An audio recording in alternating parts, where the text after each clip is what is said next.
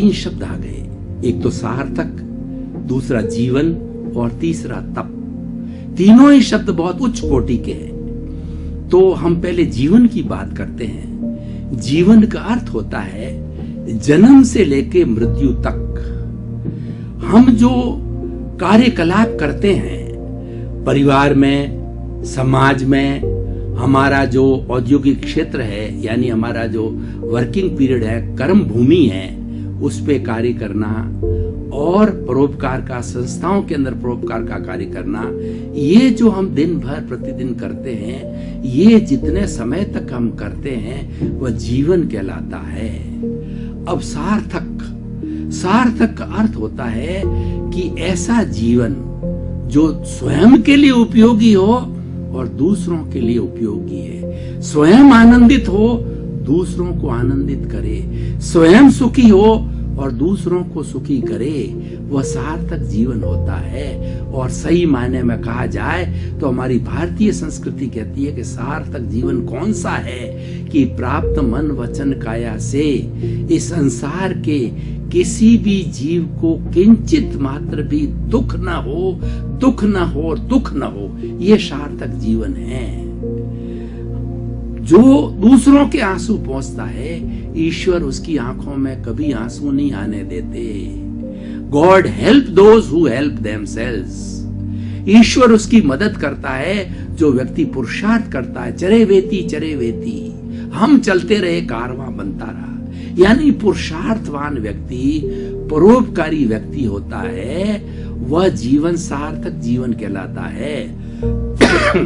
हम मनुष्य हैं, गृहस्थी हैं, हमारे परिवार है, हमारे माता पिता है, हमारा घर है। उस घर के लिए हमें साधन जुटाना, रोटी, कपड़ा, मकान, शिक्षा, चिकित्सा, सारे साधन जुटाना, ये हमारी आवश्यकता है, ये हमारी ड्यूटी है। उसके लिए हमें अर्थार्जन करना कोई बुरी बात नहीं है, बल्कि ये अच्छी बात है और करना ही चाहिए।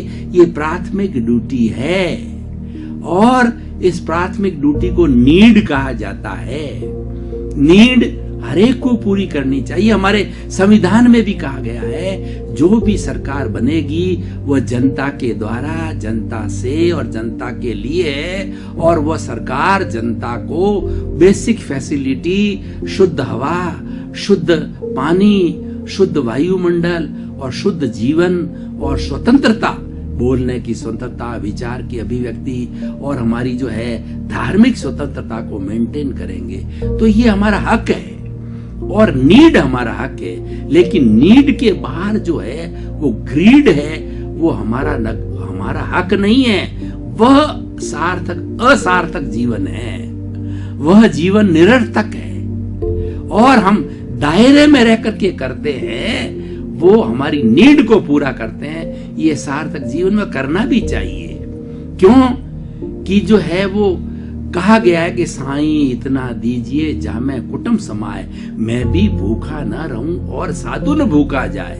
हे ईश्वर, मुझे इतना देना कि मैं और मेरा परिवार भूखा नहीं रहूं और कोई साधु, कोई अतिथि देवो भव आ जाए तो वह भी भूखा नहीं जाए। उसके लिए मेरे पास व्यवस्था होनी चाहिए।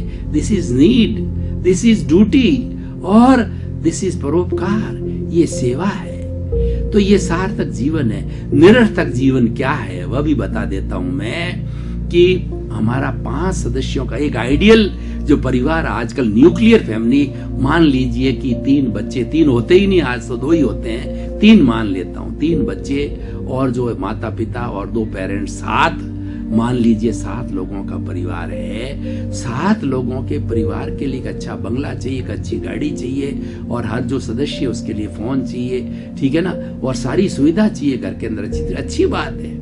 लेकिन प्रश्न ये है कि मैंने 10 बंगले खड़े कर दिए लोगों को बताने के लिए कि मैं इतना करोड़पति हूं और इतना बैंक बैलेंस बता दिया, इतने फार्म हाउस खरीद लिए और इतनी ज्वेलरी खरीदी और भर भर के लॉकर भर दिए, और ये निरर्थक जीवन है। ये जीवन, इसका मतलब ये कहां से आया? ये आया किसी का शोषण करने से आया। आवश्यकता से अधिकार, आवश्यकता से अधिक हम अर्जन करते हैं, उसमें कहीं न कहीं शोषण अवश्य होता है। महात्मा गांधी ने कहा है कि ये हमारा जो साधन और सिद्धि, साधन की शुद्धि सिद्धि की शुद्धि है, सिद्धि की शुद्धि साधन की शुद्धि है। यानी दोनों को शुद्ध रखने के लिए हमारे मीन्स और हमारा जो एम है ना, दोनों शुद्ध होने चाहिए। तो हमें ये निरर्थता का जीवन नहीं जीना है। और जो व्यक्ति सार्थक जीवन जीता है वो एक बहुत बड़ी तपस्या है। हम तप किसको कहते हैं? तप का मतलब होता है शोधन, शुद्धिकरण।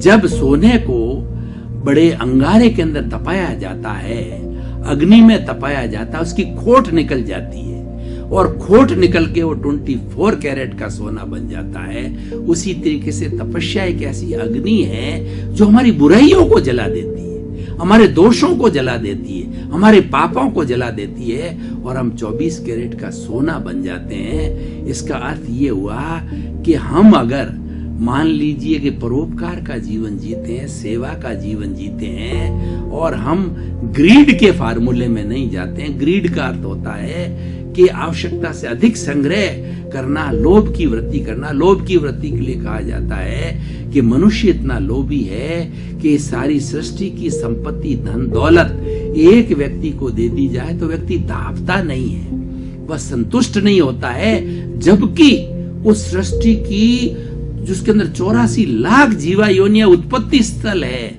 व्यक्ति, वो आत्माएं या वो शरीर तो कितने ही होंगे, वो अगणित होते हैं, वो अनगिनत होते हैं।